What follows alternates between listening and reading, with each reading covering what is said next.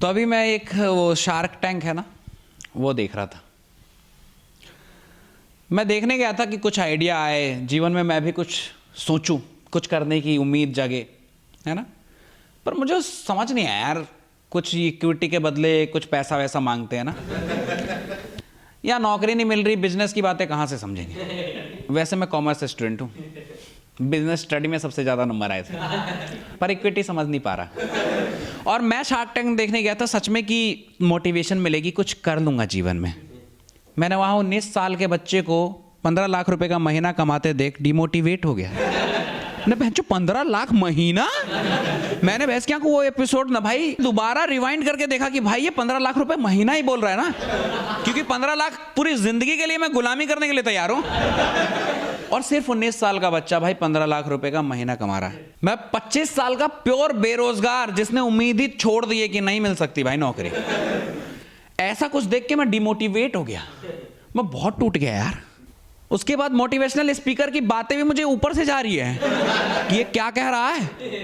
और जब मैंने अपने जीवन की सच्चाई जानने की कोशिश की ना, तब मुझे पता चला कि मेरे सामने जो आसपास जो मेरे से छोटे छोटे बच्चे थे जो बड़े हुए थे, वो कहीं शेयर मार्केट में पैसा लगा रहे, विदेश घूमने जा रहे, दिन रात पैसे कमा रहे, और मैं 5 साल से गोवा का प्लान बना के बैठा हुआ हूं। मैं गोवा के प्लान को सक्सेसफुल नहीं कर पा रहा। पता नहीं कौन से फंड का वेट कर रहा हूं कि कोई गवर्नमेंट आएगी और गोवा योजना लाएगी और फंड देगी तो जाऊंगा। पैसे ही नहीं हो पा रहे यार। हमेशा मैं टिकट बुक करने जाता हूं, फ्लाइट की क्या ही करूंगा, ट्रेन की टिकट बुक करने जाता हूं और गांड फट जाती है। मैंने कहा रहने दे, इतना पैसा होगा तो स्टार्टअप नहीं स्टार्ट कर देंगे जो गोवा घूमने जाएंगे, जिंदगी बदलेगी यार। और देखा एक से एक आइडिया लेके आ रहे हैं, एकदम ब्रिलियंट ब्रेन वाले लोग, कॉन्सेप्ट अलग ही। मुझे समझ नहीं आ रहा कि मतलब मैं क्यों नहीं सोच पा रहा यार, मेरे अंदर क्या कमी है। नहीं मुझ में कमी है या मेरे एजुकेशन में कमी है, पता नहीं। मैं एजुकेशन की बात क्या ही करूं। मैं एजुकेशन पे एक ही चीज आता कि मां बुद्धि एजुकेशन की भाई।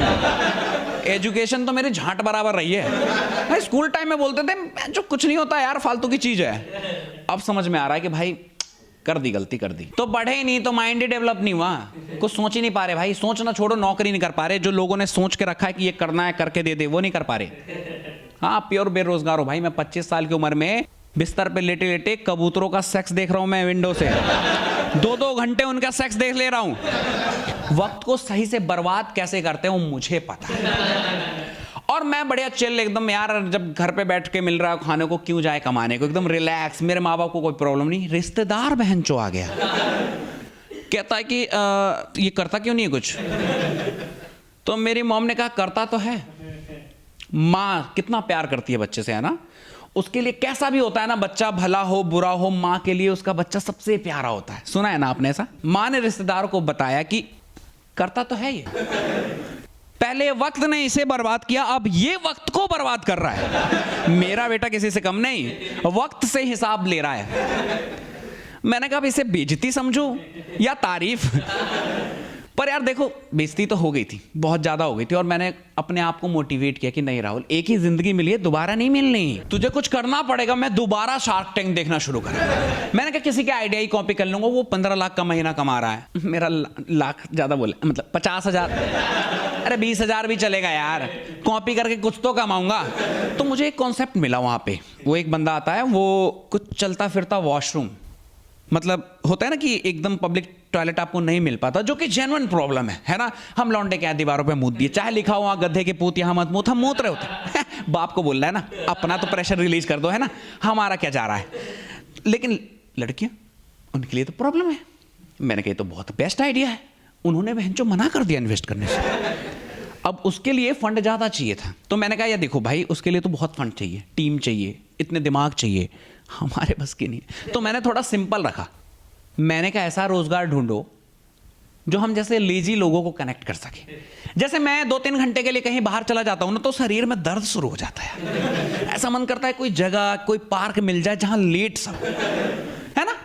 तो और हर जगह पार्क अवेलेबल नहीं है। पब्लिक टॉयलेट फिर भी बहुत जगह अवेलेबल हो जाता है, पर हर जगह पार्क की तो बहुत कमी है यार।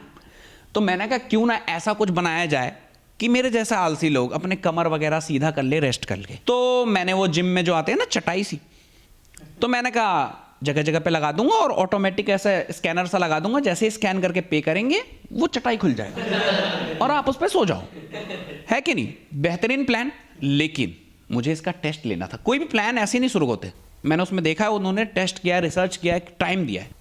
तो मैं एक चटाई लेके और नॉर्मली फुटपाथ पे मैंने लगा दिया और मैंने कि ठीक है भाई, कस्टमर आएंगे, आराम से लेटेंगे और बिजनेस का भी पता लग जाएगा, थोड़ा कुछ तो करूंगा जीवन में। और बहुत ही लेस इन्वेस्टमेंट, कुछ था ही नहीं, चटाई के पैसे, वो भी चटाई बहन जो मैंने सेकंड हैंड OLX से उठा लिया था। तो अपना कोई एकदम सिंपल प्लान था कि बस पैसा है, आना ही आना है, और मैं बहुत खुश था। मैंने कहा चलो ठीक है। वहाँ एक बंदा आ गया, आते ही लेट गया और कहता है कि देख नारियल तेल लेके आ जियो। मेरा पूरा एक्सप्रेशन ही बदल गया यार। मैंने कहा तेल? तो कहता मुंह क्या बना रहा है, तेल चटाई का ही तो काम करा है। मैंने कहा बहन जो पढ़ा लिखा इंसान, ये इन्वेस्टमेंट समझ नहीं आ रहा इसे। मैंने कहा ये तेल चटाई समझ रहा भाई। मैंने कहा नल्ले से इतनी बेइज्जती हो गई, अगर घर वालों को पता चला कि ये सब काम करने उतर गया हूं तो जो रोटी मिल रहा ना वो भी मतलब घर से निकाल देंगे भाई। मैंने कहा भैंस क्या कि दुनिया वाले ही भाई कुछ नहीं करने दे रहे हैं, कुछ करने जाओ तो गलती मीनिंग निकाल रहे हैं। मैंने कहा कुछ करना ही नहीं है, रिलैक्स, जब तक मिल रहा है ना खाने को, मत जाओ कमाने को, रिलैक्स।